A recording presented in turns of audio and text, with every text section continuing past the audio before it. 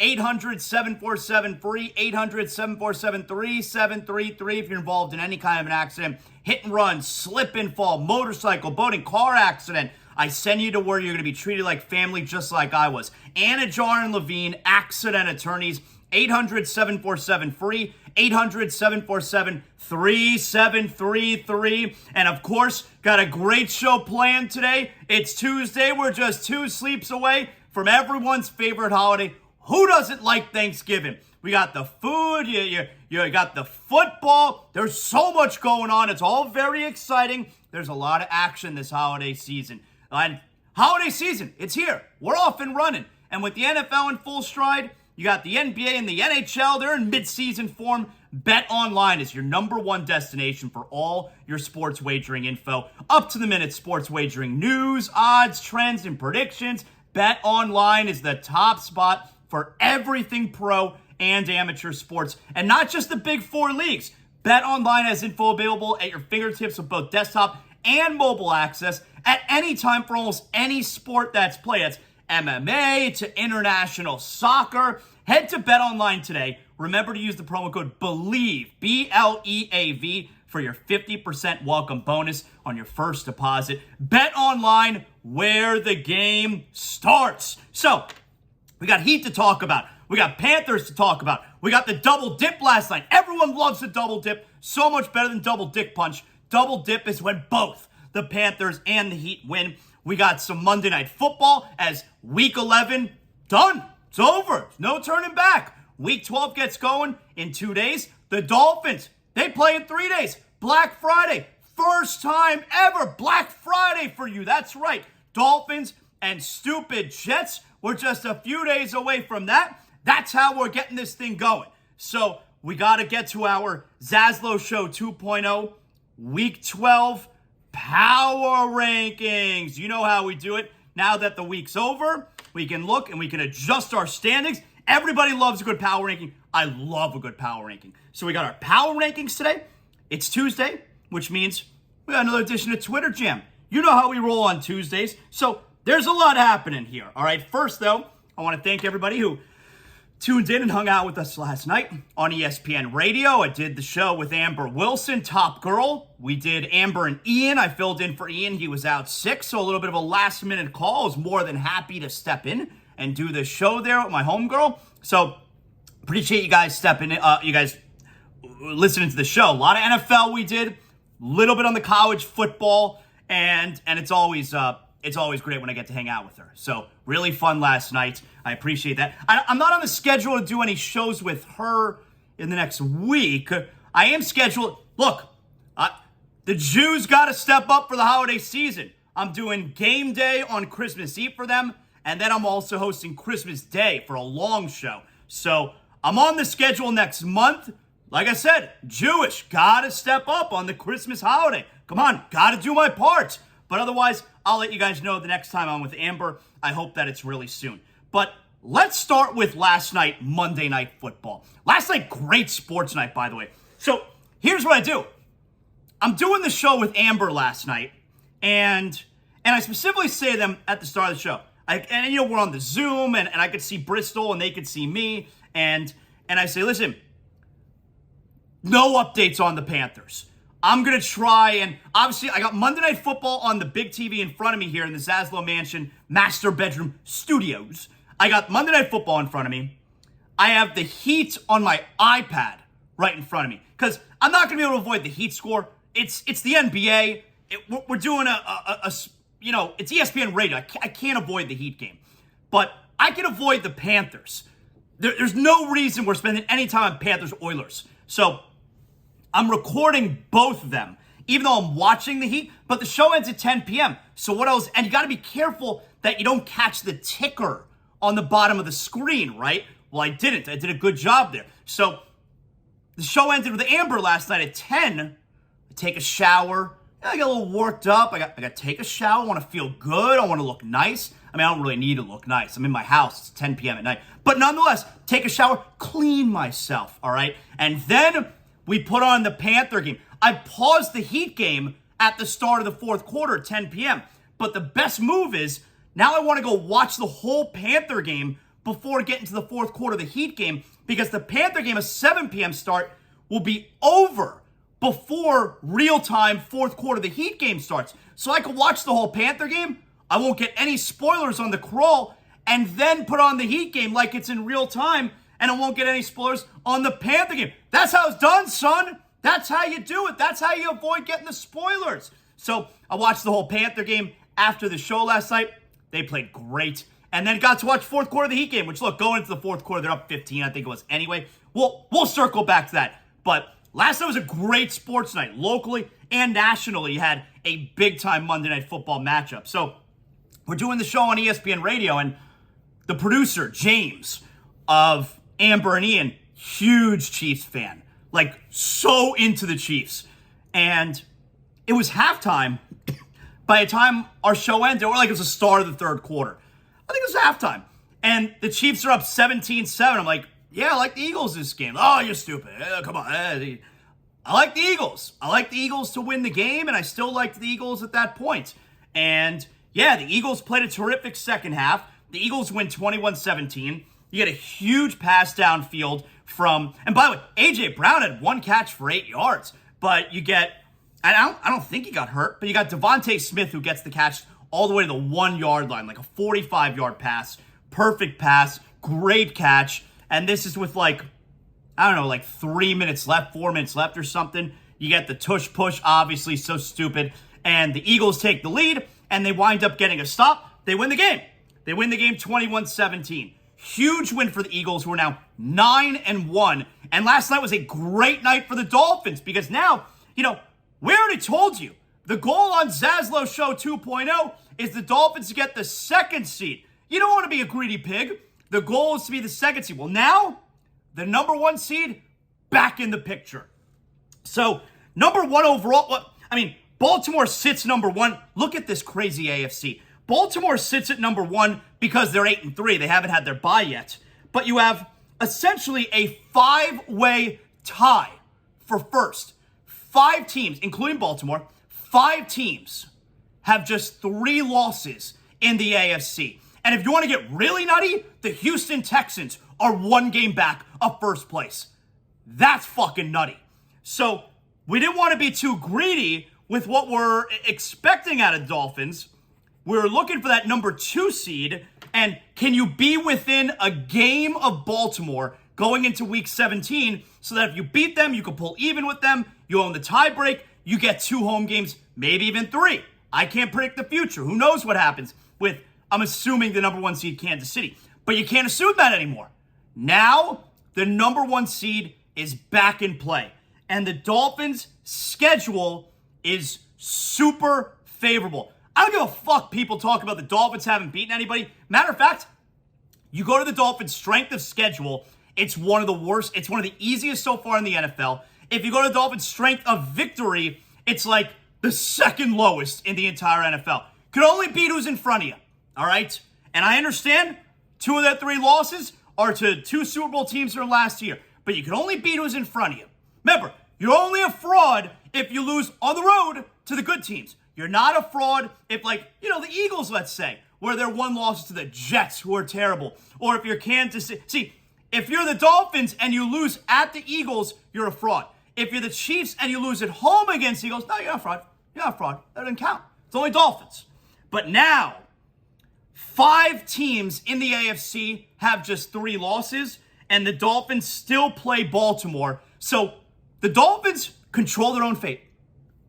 If the Dolphins, no, they don't control their own fate, because Kansas City, they're tied with Kansas City in that group there, and KC has the tiebreaker. But if the Dolphins keep winning, they will likely get number 1 overall. Our goal is number 2, but now number 1 is back in the picture. That's the important thing to mention. And before I get to the Dolphins part here, I just don't believe this Kansas City team is the same team they've been the last few years.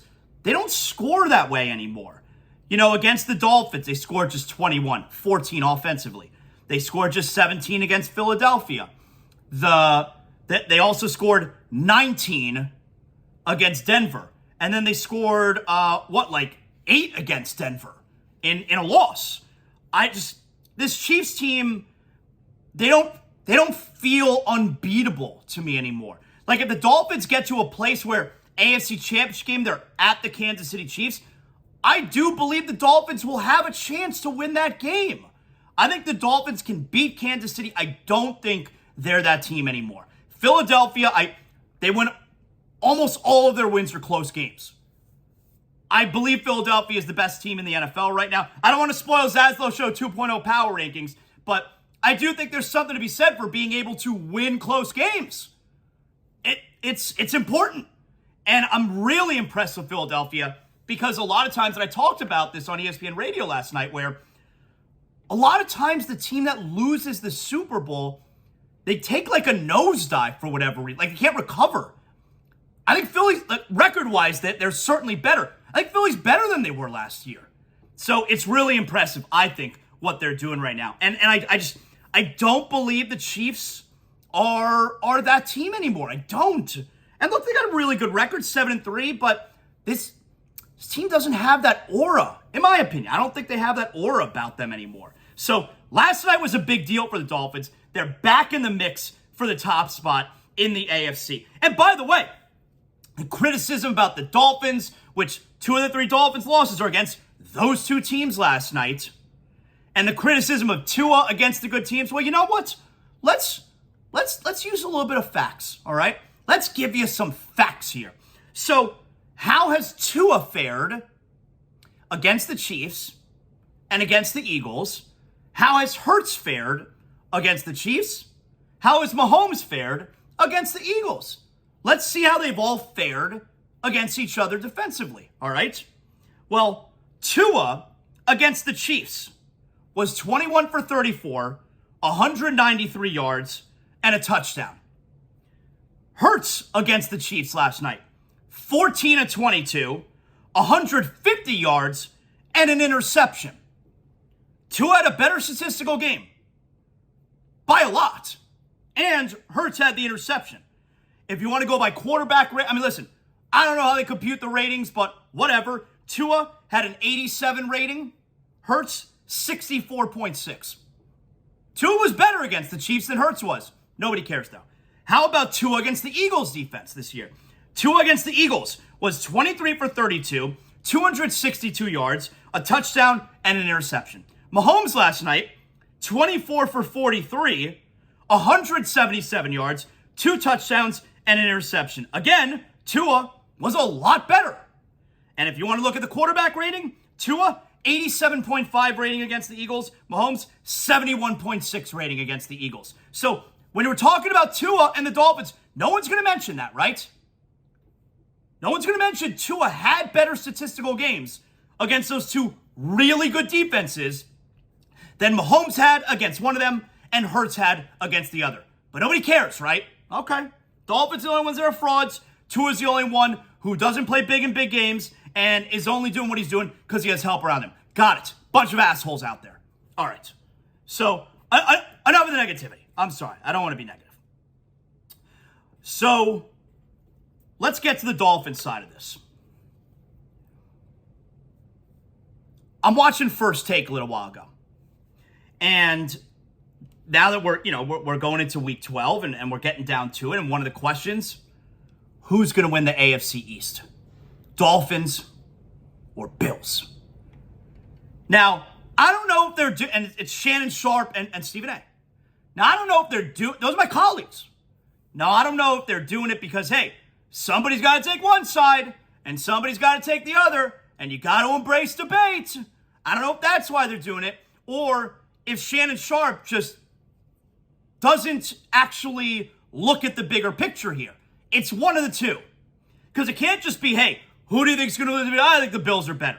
There are a few factors that are at play here. All right. What I mean by that is, so the Dolphins, forget the Jets. They're completely fucked. Everybody knows that. Dolphins are 2 games up on Buffalo. And by the way, remember when the Dolphins played the Bills early in the year, and the Dolphins were undefeated. I think they were 3-0 at the time. Bills were 2-1. And I told you, that game, so much more important for Buffalo. They would have fallen 2 back of the Dolphins without the tiebreak. And the next game in Miami, that game was so much more important for Buffalo. Because think about it, if the Dolphins did win that game, they'd be, what are we talking? The Dolphins would be 8-2. Buffalo would be 5-6. I mean, the Dolphins would be 4 games up. Instead of 2 games up on Buffalo, the Dolphins would be 4 up on Buffalo right now with the tiebreak and the last game in Miami. Like, the division would be over. That's why that game in, I guess it was week 4, was so much more important for Buffalo. There would not be a conversation about the division. Dolphins, matter of fact, would be like 2 weeks away from clinching the division right now. So that game was so much more important to Buffalo, especially now you go back and look at it. I mean, the Dolphins would be 4 up in the loss column on them right now. Dolphins would only have 2 losses. Bills would have 6, and they were on the tiebreaker and the final game in Miami. Where the Dolphins, by the way, you want to talk about home field advantage, Hard Rock Stadium, Dolphins won 17 of the last 19 games now. I can't wait for that game against Buffalo. I don't want it to be for the division. I want the Dolphins to clinch the division by then, but I want Buffalo to still have a chance for the playoffs going into that final game so we could just fuck them up and end their season. I can't wait for that. So I am rooting for some Buffalo wins here, if you will. But anyway, Shannon Sharp picks the Bills to win the division still. Stephen A's got the Dolphins back. And this is what I mean by, are we actually considering what's going on here? So, both teams, the Dolphins have 6 games remaining. The Bills have 6 games remaining. Wait, that can't be right, can it? Because Buffalo is 6-5 right now. All right, let's just make sure for accuracy purposes here. Bills are 6-5. They played 11 games. Dolphins are 7-3. They played 10 games. The Bills do have a bye mixed in somewhere here. So hang on a second. Let me pull up the Bills schedule and make sure that I have it. All right. Buffalo has 6 games remaining, and the Dolphins have 7 games remaining. Okay, do I have the Dolphins 7 games? 1, 2, 3, 4, 5, 6. Wow, I'm missing a Dolphin game here. How am I missing one of the games? Hold on a second. 3. Yes, there it is. There's the mistake. I apologize. All right. Right there. So going into that final game against the Dolphins, if the Bills are going to win this division, the Bills have to be within 1 game of the Dolphins, right? So this way, they pull into a tie for record-wise, but they win the tiebreak because they could win both games against the Dolphins this year if they win that final game. So the Bills have to be within 1 loss of the Dolphins going into that final game. And then that last game is for the AFC East. Here's Buffalo's remaining schedule, okay? Buffalo is at Philadelphia, at Kansas City, Dallas, a very tough schedule, at the LA Chargers, New England, and then it's at Miami. So those 5 games there, they have to be within 1 of Miami. At Philadelphia, at Kansas City, Dallas, at LA Chargers, New England. The Dolphins have 6 games in that stretch. At New York Jets, at Washington, Tennessee, New York Jets, Dallas, at Baltimore. So the Dolphins' next 4 games, really easy. Then Dolphins have 2 games before the Buffalo game, pretty hard. One of them, though, is at home against Dallas. So Buffalo, in the 5 games before they get to Week 18, at Philadelphia, at Kansas City, Dallas, at LA Chargers, New England. So let's just say at LA Chargers in New England, let's put those down as wins for Buffalo. At Philadelphia, at Kansas City, Dallas. I think it'd be quite an achievement if Buffalo goes 2-1 in those 3 games. I mean, they could easily go 1-2. At Philadelphia, at Kansas City, they could easily lose both of those games. And then they have Dallas at home. But you know what? Let's give Buffalo a little bit of benefit of the doubt. Let's say that they come up big and they go 2-1 in those 3 games. At Philadelphia, at Kansas City, Dallas. I think they're going to go 1-2. Let's say they go 2-1.